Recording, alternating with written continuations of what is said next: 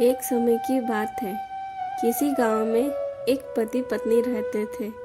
वह बहुत गरीब थे। कुछ समय बाद उनके घर में एक पुत्र ने जन्म लिया। दोनों बहुत खुश थे, परंतु पुत्र जन्म के कुछ समय बाद ही पत्नी की मृत्यु हो गई। गरीबी और अकेले होने के कारण पुत्र को पालने में उस व्यक्ति को बड़ी परेशानी होने लगी।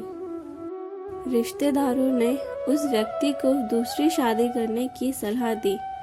दूसरी पत्नी उसके पुत्र से प्रेम करेगी या नहीं, और कहीं वह उसे पुत्र से दूर ना कर दे, यह सोचकर व्यक्ति ने दूसरी शादी करने से मना कर दिया।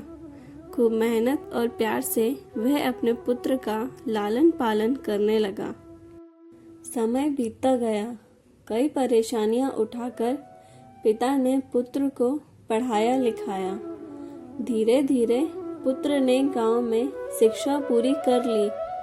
एक दिन पुत्र ने अपने पिता से शहर जाकर अधिकारी बनने की इच्छा जाहिर की, पर पिता के पास इतना धन नहीं था कि वह अपने पुत्र की इच्छा पूरी कर सकें। परंतु पिता अपने पुत्र का सपना अधूरा नहीं रहने देना चाहते थे। इसीलिए पिता ने कुछ उधार लेकर तथा जो कुछ भी जमा पूंजी थी पुत्र को देकर उसे खुशी खुशी शहर के लिए विदा किया। समय बीतने लगा। पुत्र शहर में पढ़ाई करने लगा और पिता दिन रात मेहनत करके उधार चुकाने लगा।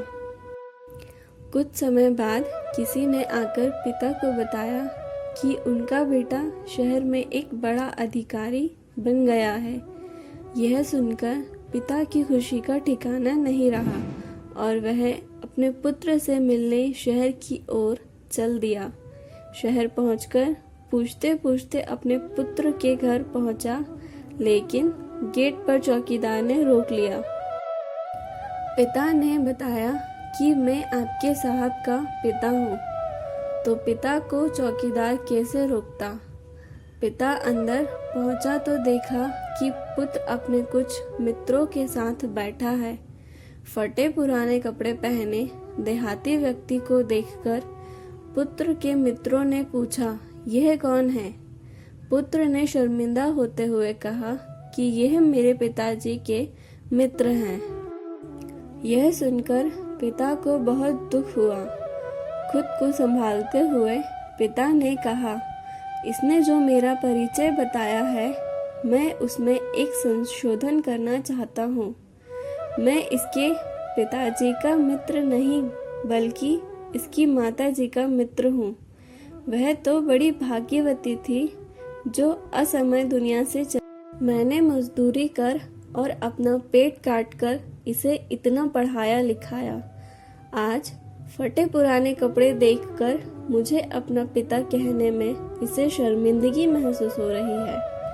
पिता ने आगे कहा, तू मेरा बेटा है, इसलिए मैं तुझे बद्दुआ तो नहीं दे सकता, पर इतना कहूँगा कि जिस रास्ते पर तू चल रहा है वह रास्ता सुख की ओर नहीं जाता।